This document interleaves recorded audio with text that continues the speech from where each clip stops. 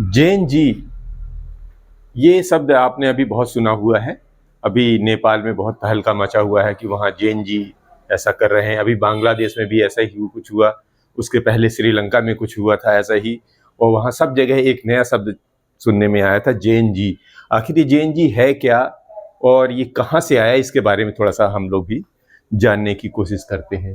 तो जैन जी एक निश्चित जैन जी जो शब्द है, ये जैन जी एक निश्चित साल के बीच जन्मे लोगों का समूह होता है।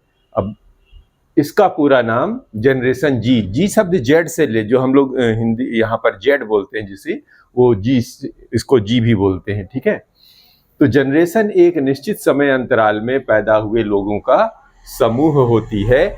इसे आमतौर पर 20 साल के अंतराल में बांटा जाता है। आमतौर पर 1997 से 2012 के बीच जन्मे लोगों को जैन जी कहा जाता है। वही जैन जी जिन्होंने अभी बांग्लादेश, यहाँ पर नेपाल में बिल्कुल सत्ता पलट कर दिया है। तो जैन जी तो समझ में आया, ये जनरेशन आया कहाँ से। तो और भी तो जनरेशन हो सकते हैं, तो अन्य जनरेशन भी हैं, तो उनको जरा जानने की कोशिश करते हैं।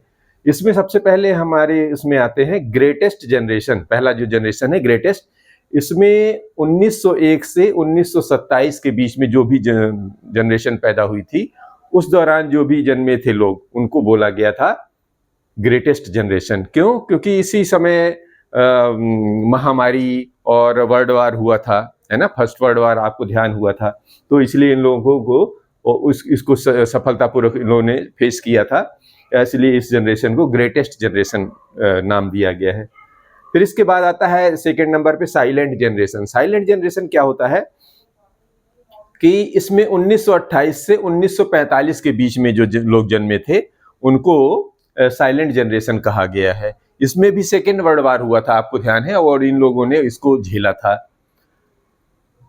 है ना। इस दौरान भी काफी महामारी फैलाई थी और बहुत सारी उथल पुथल हुआ था, इन लोगों ने झेला था, इसलिए हम इसको साइलेंट जनरेशन के नाम से जानते हैं।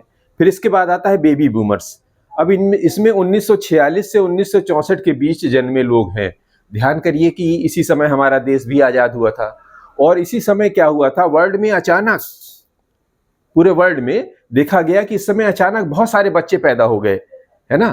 तो चूंकि एक साथ इतने, जो कि इसके पहले इस रिकॉर्ड में पैदा नहीं होते थे, इसलिए इस दौरान जितने भी बच्चे पैदा हुए, उनका जो भी लोग जन्मे, जो ऐसे लोगों को बेबी बूमर्स बोला गया।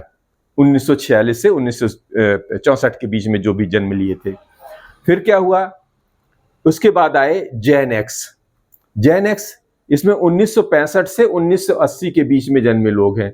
यानी 1965 से 1980 के बीच जो लोग जन्मे थे, उनको जेन एक्स बोला गया। दरअसल एक्स शब्द लिया कहाँ से गया था? एक्स का मतलब होता है अज्ञात। अब ये जब 1964 के बाद, यानी 1965 से 80 के बीच में लोग थोड़ा सा स्थिरता आई, और थोड़ा सा लोग का जो रुझान हुआ, वो भी थोड़ा अज्ञात की तरफ चला गया। अज्ञात मतलब हर चीज सर्च करो, नई चीजें सोचो, और एकदम से क्रांति फैल गई एकदम से। तो ये लोग क्या है, एक तरह से सर्चर टाइप के थे, मतलब खोजी टाइप के थे, तो इसलिए बोले गया कि ये अज्ञात टाइप के लोग हैं, इसलिए इनको बोल दिया गया जेन एक्स जनरेशन। इसके बाद आती है जेन वाई जनरेशन, जिसको मिलेनियल्स भी बोलते हैं। इसमें क्या हुआ कि 1981 से 1996 के बीच जो भी लोग जन्म लिए, यानी जो भी पैदा हुए, उनको मिलेनियल्स या जेन वाई भी हो गया। अब जेन वाई क्यों लिया गया? दरअसल एक्स अज्ञात था, तो एक्स के बाद जो जनरेशन आई उसको जेन वाई बोल दिया गया, ठीक है, या मिलेनियल्स बोल दिया गया।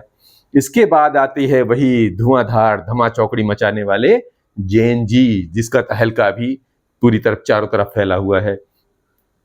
भारत में भी अभी उथल पुथल काफी मची है, काफी जैन जी भारत में भी काफी तहलका मचा रहे हैं। तो जी वही जैन जी है जो 1947 से 2012 के बीच में जन्मे थे। तो यही लोगों जो है, और ये वो पीढ़ी है जो पूरी तरह से लगभग डिजिटलाइज युग में पैदा हुई है, और ये डिजिटलाइजेशन को पूरी अच्छी तरीके से समझते हैं, इसलिए इनको जैन जी बोला गया है, ठीक है।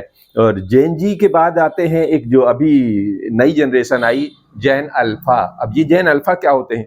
अब एक्स वाई जेड तो खत्म हो गया, तो शुरुआत कहाँ से होगी? ए से शुरू होगी। अब ए से शुरू होगी तो इसीलिए ए का नाम ही उन्होंने कह दिया, ए नहीं बोलो, अल्फा बोलो। तो इस पीढ़ी का नाम ही रख दिया गया जैन अल्फा। अब वही कौन से है? जब 2013 से 2024 के बीच में जो बच्चे जन्म में हुए, इनको बोला गया जैन अल्फा। जब जैन जी इतना उथल पुथल मचा रहे हैं तो जैन अल्फा का दौर देखने लायक होगा। उम्मीद करते हैं ये बातें आपको समझ में आई होगी, उपयोगी होंगी और आप इससे लाभान्वित होंगे। धन्यवाद।